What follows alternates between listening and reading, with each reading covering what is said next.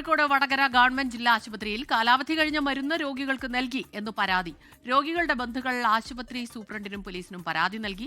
Duty ഡോക്ടർക്കും നഴ്സിനും വീഴ്ച സംഭവിച്ചു എന്നാണ് പ്രാഥമിക കണ്ടെത്തൽ. തലചുറ്റലിനെ തുടർന്ന് ചികിത്സ തേടിയ വടകര സ്വദേശി കളത്തിൽ സാജിദിന്റെ മകൾക്ക് നൽകിയ IV ഫ്ലൂയിഡ് വിഭാഗത്തിൽപ്പെട്ട DNS മരുന്ന് നവംബറിൽ കാലാവധി കഴിഞ്ഞതായിരുന്നു. മരുന്ന് മുഴുവൻ കയറ്റിയ ശേഷമാണ് ഇത് ശ്രദ്ധയിൽപ്പെട്ടത്. തുടർന്ന് ആശുപത്രി അധികൃതരെ അറിയിച്ചു. പിന്നീടുള്ള പരിശോധനയിലാണ് ഇവരുടെ തൊട്ടടുത്ത ബെഡിൽ പനിയെ തുടർന്ന് ചികിത്സയിലായിരുന്ന കുട്ടിക്ക് നൽകിയ മരുന്നും കാലാവധി കഴിഞ്ഞതാണെന്ന് തിരിച്ചറിഞ്ഞത്. കുട്ടികളിൽ നിലവിൽ ശാരീരിക പ്രശ്നങ്ങളൊന്നുമില്ലെങ്കിലും ആശങ്കയിലാണ് ബന്ധുക്കൾ. ഈ 3 മാസമായിട്ട് കണ്ടിന്യൂ ആയിട്ട് ഈ ഡേറ്റ് കഴിഞ്ഞ മരുന്നുകളാണ് ഇവർ ഇവിടുന്ന് ഇപ്പോൾ വരുന്ന പേഷ്യൻറ്റിനൊക്കെ ചെയ്തുകൊണ്ട് നിൽക്കുന്നത്.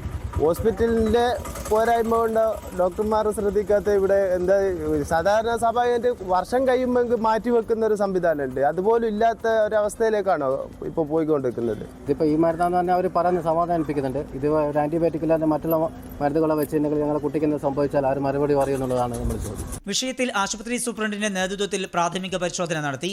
ഡ്യൂട്ടി ഡോക്ടർക്കും നഴ്സിനും വീഴ്ച സംഭവിച്ചു എന്നാണ് പ്രാഥമിക കണ്ടെത്തൽ. ഉത്തരവാദികൾക്കെതിരെ നടപടിയുണ്ടാകുമെന്ന് ആശുപത്രി അധികൃതർ വ്യക്തമാക്കി. 24 കോഴിക്കോട്.